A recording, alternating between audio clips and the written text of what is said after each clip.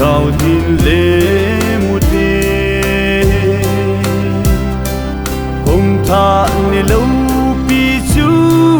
a hung thong hung cái nề và cái xem như khu a hi đi qua in lệ một đê cây họ tin cùng pha hung hin vang lệ hăng hin phố nên cùng cả vang xiết nào cùng lui ta thân sẽ hin đó cả số cùng hin lăng lo lim là cùng hung hiu khá cao ta xa là ma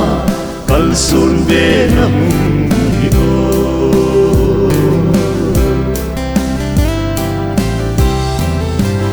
khô ki be chân na hằng chi đàn ca be jing hằng ngày na ni so lâu cũng giống ki mo be đâu mi hem khăn be jing giống hi ki khen buồn nai lòng chi cây hồ tin cũng pha hung hi vang lệ hăng hin phố nên cùng cả vang xiết nào cùng lui ta thân sẽ hin đó cả số cùng hin lăng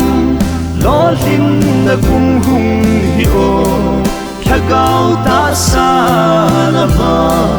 kal sun be na hung hiu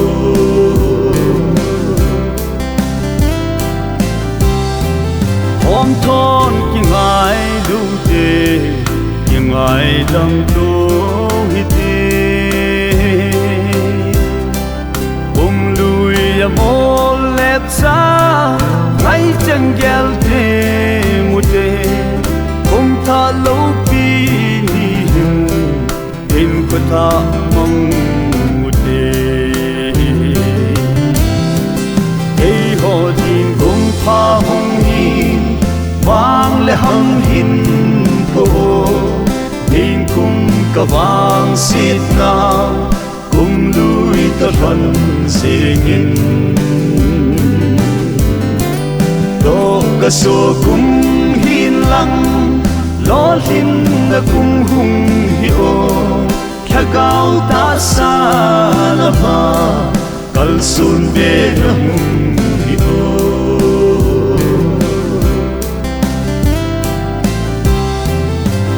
tha ni đâu bi i bian na ki thân em til pha izat bol ding nei lâu gần thế để ho mutin gam ma dinga i chân i pan ding ham ei ho tin kum pha hung hi vang lệ hăng hin phố nên cùng cả vang xiết nào cùng lui ta thân sẽ hin